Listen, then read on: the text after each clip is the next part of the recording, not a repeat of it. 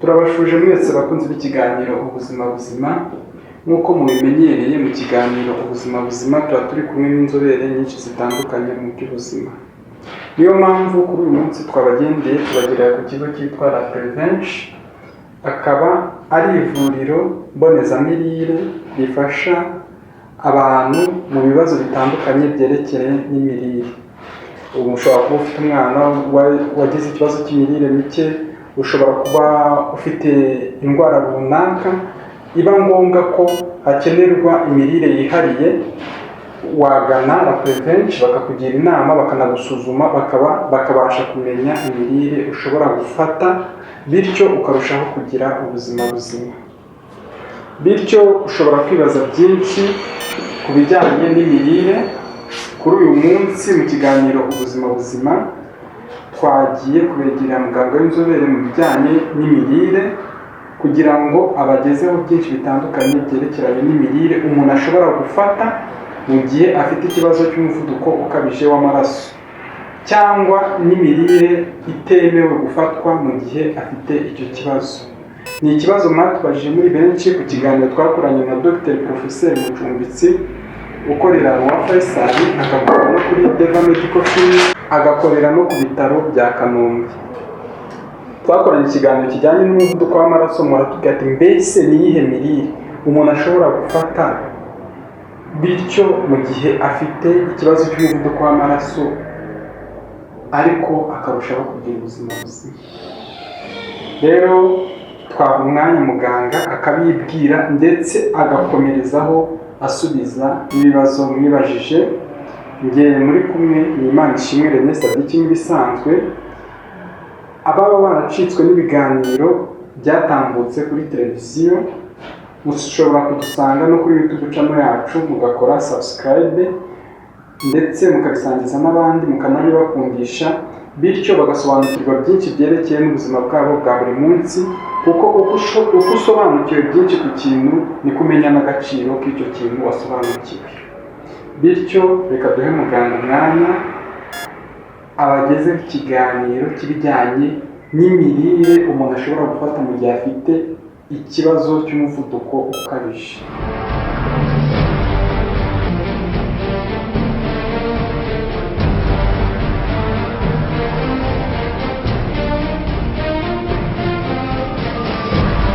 Nitwa Mukakayumba Anastasie, nkaba ndi inzobere mu mirire no kuboneza imirire, nkaba nyobora ikigo cyangwa ivuriro mbonezamirire ryitwa La Prevention rikorera hano Kicukiro. Uyu munsi rero tukaba tugiye kuganira ku birebana n'imirire iboneye igihe umuntu arwaye indwara y'umuvuduko munini w'amaraso. Mbere yuko twimbika mu kiganiro cyacu cy'uyu munsi, twakongera kwibukiranya mbese umuvuduko munini w'amaraso ni iki. Ni ryari tuvuga ko umuntu arwaye umuvuduko munini w'amaraso?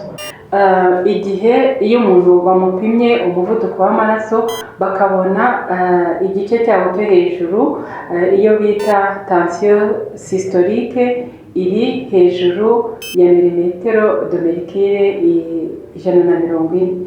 Hanyuma umuvuduko wo hasi iyo uri hejuru ya 90 milimetero de mercure, icyo gihe bavuga ko umuntu afite umuvuduko munini w'amaraso. Rero umuvuduko munini bitewe n'impamvu ziba zawuteye, umuntu urwaye agomba kwitabwaho mu buryo buri global cyangwa se mu buryo buri rusange.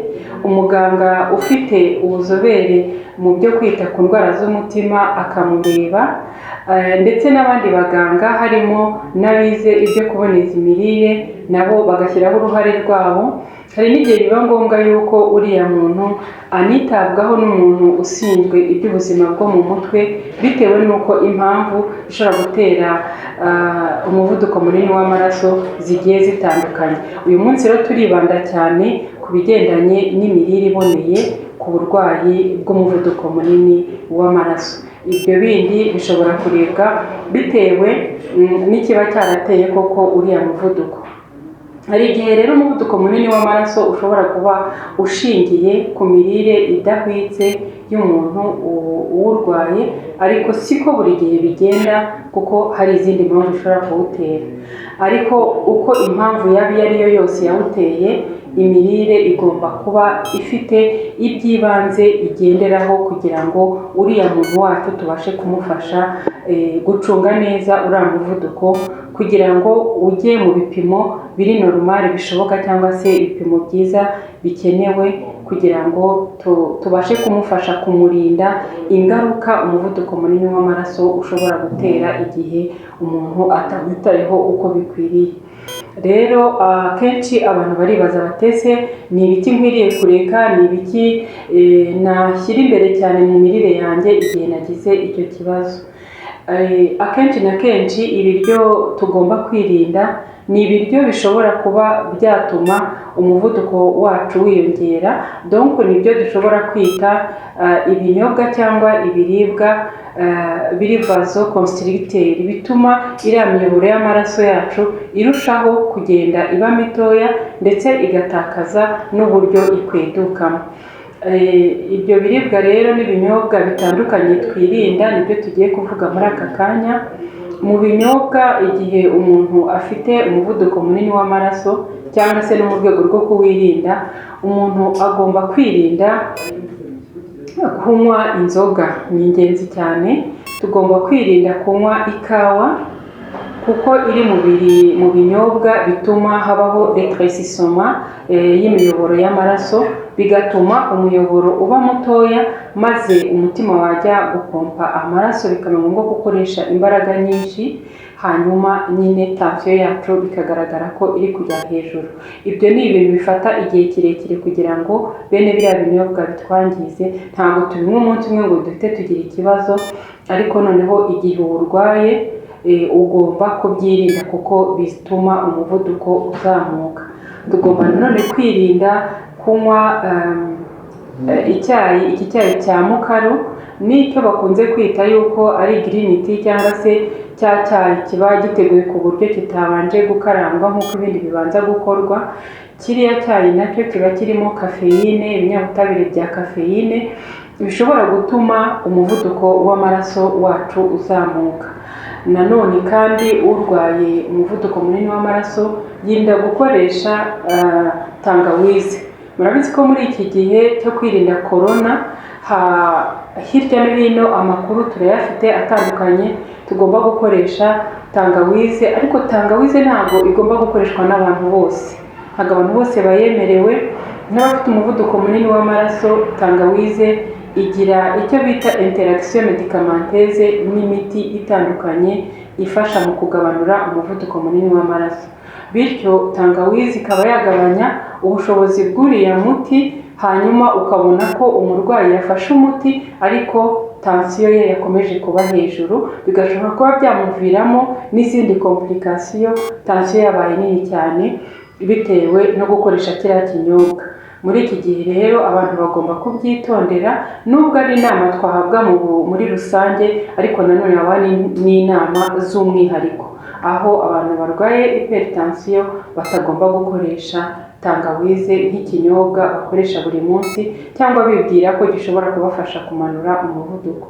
Ikindi nanone abantu bagomba kwitondera ni gukoresha ikinyobwa bakunda nacyo guteka nk'icyayi, icyo bakunda kwita romari cyangwa se bakunda kwita teyi ntoya na teyi nini. Byose akenshi bikoreshwa nk'ibirungo, ariko bigaragara ko akenshi iyo abantu barwaye umuvuduko munini w'amaraso bakunda kubikoresha nk'ibintu byabunganira mu kuwugabanya, ariko ntabwo ariko bimeze. Ubikoresheje akenshi aziyumva ko iyo amaze kunywa bene kiriya cyayi kirimo teyi nini cyangwa teyi ntoya, yumva ko umutima asa n'aho agira palpitation cyane cyangwa se umutima utera mu buryo budasanzwe. Ntabwo ari byiza rero ko umurwayi ufite umuvuduko munini w'amaraso akoresha biriya binyobwa nk'ibimufasha kunganira mu kugabanya umuvuduko munini w'amaraso.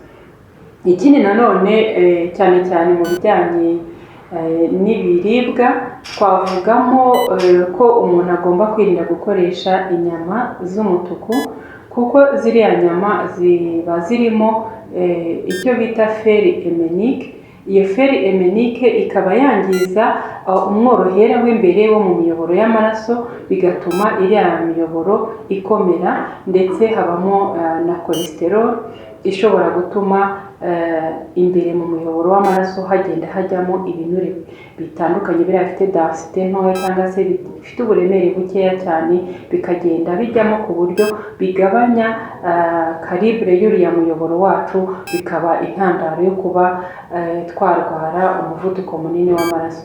Ni ukuvuga ngo ku wawurwaye agomba kubyirinda, no kutarawurwara kandi nawe agomba gutwara buhoro biriya biribwa, kuko amaherezo birangira biteje akaga ku buzima.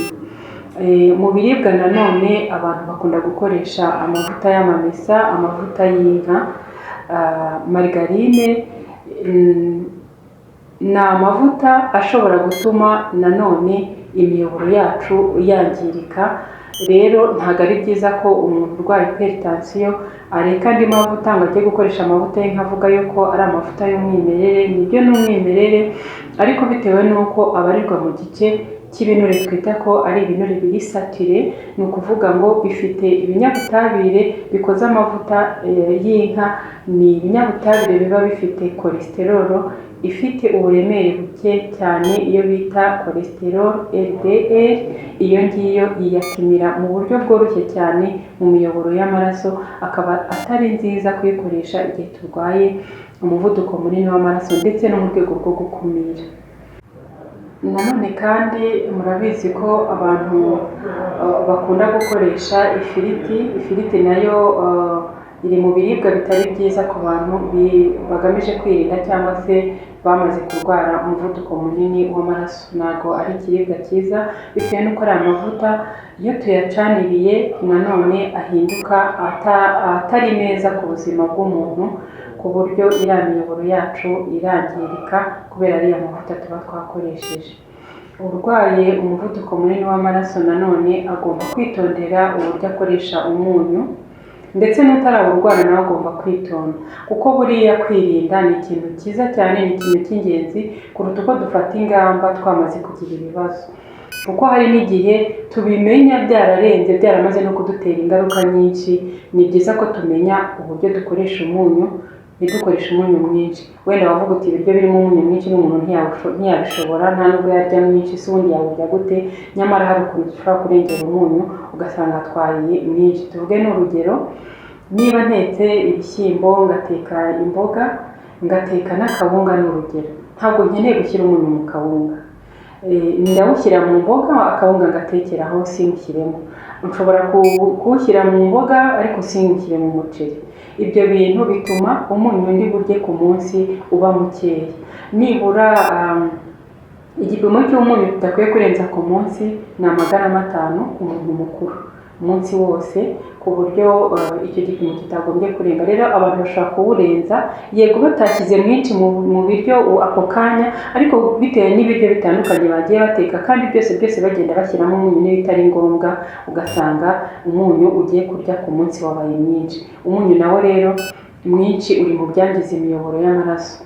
Ahangaha kandi ku munyu nagira icyo mvugaho, ko hari ukuntu usanga umuntu warwaye hypertension abantu bamubwira ngo reka umunyu burundu. Kureka umunyu burundu nabyo bifite ingaruka zitari nziza ku buzima, kuko iyo umaze igihe kirekire utawurya ugira carence muri sodium. Kubura sodium bigira trouble bita hyponatremie. Hyponatremie nayo akaba ari indwara sinye zayo cyangwa ibimenyetso byayo nabyo ari ibimenyetso bikomeye bishobora gutuma wa murwayi wari ufite hypertension uruhungiyeho n'ibindi bintu. Harimo nk'uko ashobora kubura ibitotsi, ashobora kugira kumva inyama ze zitakomeye, donc agira atonie musculaire, ashobora no kugira imiscle zikontracta, akagira nk'ibintu bimeze nka crampe. Ikindi kandi umuntu utarya umunyu ashobora kugira ikibazo mu bintu byo gufata ibyemezo. aho usanga buri munsi ikintu yabikore none agenda akimura ntamenye impamvu, ariko kikaza kuba rwose ari uburwayi buterwa n'uko umuntu afite sodium nkeya mu mubiri. Akamaro ka sodium wenda ntabwo ariko turi buvuge uyu munsi, ariko nakubwira ko nubwo waba urwaye hypertension hari ikigero cy'umunyu gikeya ugomba kuba ufata. Niba umuntu usanga utarwaye atagomba kurenza garama 5, urwaye hypertension nibura garama 2 kugeza kuri 2.5 ku munsi, ibyo ngibyo aba byemerewe. Rero ntabwo umuntu ahita areka umunyu burundu kubera ko yarwaye umuvuduko munini w'amaraso, ahubwo kandi no kumenya ubwoko bwiza bw'umunyu nakoresha n'ubuhe igihe mfite hypertension. Hari imyunyu ku isoko itandukanye, harimo imyunyu ibigabanyijemo sodium iyo bita iposode cyangwa se sea salt cyangwa sermale. Iyo myunyu irafasha ku bantu bafite hypertension, kuko no kurya ibiryo bitaryoshye bitarimo umunyu nabyo hari igihe bitera ubirya kumva atanezerewe. Mwibuke ko twongeye kuvuga ko nibura iyo umuntu agiye kurya nubwo yaba arwaye, ariko abamutegurira bagomba gukora uko bashoboye ku buryo biriya biryo abirya bimushimishije. Isaha yo kurya ni isaha yo gushaka aho ahungira. Rero nanone kurya dufite n'umunezero wo kurya nabwo tuba tubikeneye. Akariyo mpamvu twabashakiye umunyu ushobora gusimbura wa munyu dusanzwe tumenyereye ku isoko, uriya dutanga uba urimo sodium nkeya ku buryo umuntu ufite hypertension awurya nta kibazo, nta ngaruka bishobora kugira ku buzima bwe. Mu mirire ya buri munsi nanone ubona ko abantu bajya bakenera nk'ibirungo bashyira mu cyayi kugira ngo icyayi gihumure neza cyangwa se bacyongereye uburyohe. Ibyo birungo nabyo ni ibyo kwitonderwa, kuko byinshi nabyo bizamura umuvuduko munini w'amaraso ku bantu bawusanganywe cyangwa se n'abatari bawufite, bikagenda bibakurira kuba wawugira. Naguha nk'urugero aka karungo bakunda kwita clou de girofle cyangwa cloves, kameze gutya. Abantu bakunda kudushyira mu cyayi, turahumura cyane. Aka ntabwo ari keza ku bantu bafite umuvuduko munini w'amaraso. Hari abakunda gukoresha icyayi bita kamomile, ni icyayi gituma abantu basinzira neza ubundi muri rusange. Iki cyayi nacyo ntabwo ari cyiza ku bantu bafite umuvuduko munini w'amaraso. Hari n'ikirungo nk'abantu barwaye diyabete bakunda gukoresha cyitwa cinnamon. Cinnamon nayo abantu bashobora kuyibona ari poudre cyangwa se imeze nk'udushishwa. Ababikoresha barabizi. Impamvu mvuze bino bintu ni uko akenshi iyo umuntu yavuye ku nzoga asigaramo icyayi, noneho kandi icyayi aba ashaka ko kiryoha kurushaho. Muri uko kugira ngo kiryohe habaho gukoreshamo n'ibirungo. Hari ibirungo rero bizamura umuvuduko, nk'iki nacyo cya cinnamon. Murabizi ko n'abadiyabetike bagikoresha bagabanya isukari, ariko mu gihe uri kumanura isukari wazamuye umuvuduko munini w'amaraso. Niba utanafite ikibazo cya diyabete, ariko umenye ko cinnamon nk'ikirungo cy'icyayi ku bafite umuvuduko munini w'amaraso atari byiza. Ni ukuvuga ngo ni ukujya mwitonda cyane igihe muri gushaka kuryoshya ibiribwa cyangwa ibinyobwa byanyu, kuko rimwe na rimwe izi ndyoshya nazo zishobora kuba zirimo ibyiza, ariko ntabwo ari byiza biba bigenewe buri muntu wese n'igihe cyose. Rero cinnamon hari abantu bayikoresha akaba ari nziza, ariko hari n'ikindi gihe bayikoreshamo bikaba bidakwiriye.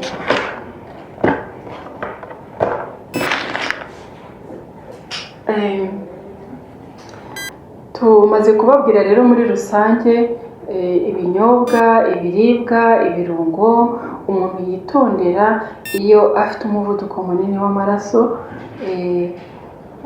Hari tutarinjira mu byo abantu bagomba gukoresha cyane, hari ukuntu usanga umuntu warwaye umuvuduko munini w'amaraso bamuvanye no ku mavuta, bamuvanye ku munyu, ku bintu byose.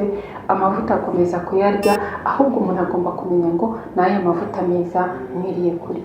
Muri rusange hari amavuta meza ku isoko ryacu abafite umuvuduko munini bashobora gukoresha, ndetse n'abandi bantu muri rusange. Tuvuge urugero rwiza rw'amavuta ni amavuta ya olive cyangwa se abantu bakunda kwita amavuta ya elayo. agiye ari mu byiciro bitandukanye, ushobora kuyasanga mu macupa manini ya litiro, icupa rya mililitiro 500 ndetse n'udutoya kurushaho, buri wese agashobora kuyagura mu rwego rwe. Ni amavuta aba ateguwe neza, nubwo bishobora ko umuntu ashobora gusanga harimo nari pirate, ariko akenshi na kenshi afite umwimerere, aba ariho kano kamenyetso kavuga yuko yakozwe kuri presiyo fluide cyangwa yakamuwe hakoresheje uburyo bwa gakondo cyangwa uburyo buri mekanike, hadakoreshejwe ubushyuhe bwinshi no gushyiramo ibinyabutabire byinshi. Aka ni akamenyetso gakunze kuba kari ku amavuta ya olive y'umwimerere. Dushobora no gukoresha amavuta ya soya, twashobora no gukoresha amavuta y'ibihwagari, ariko buri gihe ni byiza kureba ngo ubwiza bw'aya mavuta ni ubuhe, nta cholesterol zirimo, rimwe na rimwe biba byanditseho, kugenzura ko ari byo ntago twizera ko ubuziranenge bwacu buba bwaturebeye ku buryo tudakoresha amavuta adakwiriye. Nanone kandi umuntu umaze kumubwira ngo ntabwo uzanywa ikawa, ntuzanywa icyayi cy'amajyani cya mukaru, ntuzanywa teveri, aribaza ati noneho se ndanywa iki, ndasigarira kuki k'uyu muntu ibintu byose abinkuyeho. Hari rero ibindi dushobora kubisimbuza, nk'urugero dushobora gusimbuza amajyani asanzwe, dushobora kuyasimbuza amajyani akozwe muri soya. Ariko nanone ahangaha hariho umwihariko, ku majyani ya soya ntabwo ari abantu bose bemerewe kuyakoresha, nk'abafite ibibyimba byo muri nyababyeyi ibyo bita miyome, abarwaye kanseri y'ibere cyangwa y'inkondo y'umura, n'abafite ikibazo cya hypertrophy de la prostate, nabo ntago bakoresha produit zo muri soya. Rero muri rusange ariko abandi bose baba bafite umuvuduko munini w'amaraso n'abandi bafite ubuzima butarimo ibindi bibazo by'uburwayi, bashobora gukoresha aya majyani akozwe muri soya, agashobora gusimbura neza rwose ikawa cyangwa se ari amajyani yandi asanzwe. Muri aya majyani ushobora kongeramo umucyayicyayi, bashobora kongeramo umwenya, ni ikimera gikoreshwa cyane n'Abanyarwanda mu kwivura n'indwara z'ubuhumekero, ariko kandi no ku bafite umuvuduko munini w'amaraso ni ikimera cyiza bashobora kongera mu binyobwa byabo byasimbura icyayi gisanzwe tuba twababwiye ko atari cyiza, kizamura umuvuduko w'amaraso. Ku munyu nanone nahoze mbabwira ko umunyu hariho imyunyu itandukanye ku isoko. Hari umunyu usanzwe twese duhuriyeho, ariko hari n'umunyu w'umwihariko ugabanyijemo sodium, nibura ukaba uri ku kigero cya 60%. Abantu barwaye umuvuduko munini w'amaraso bashobora gukoresha, bakawukoresha bakarya ifunguro ribaryoheye kandi bitagize icyo byangiza ku burwayi bwabo. Ndumva ku birebana n'imirire iboneye ku barwayi b'umuvuduko munini w'amaraso, iby'ingenzi cyane twakwitaho muri rusange ari ibingibi, kandi hagize n'ibibazo mwagira turahari, nimero zacu zirahari ku buryo mushobora kutubaza tukarushaho kubasobanurira, kuko buryo umuntu arwaye indwara runaka ntabwo bibuza ko yagira n'iyindi. Mbese ibyo bintu byombi kubihuza biba bimeze bite kugira ngo twe gufata uburwayi bumwe ngo tubyiteho twabangamiye ubundi. Murakoze.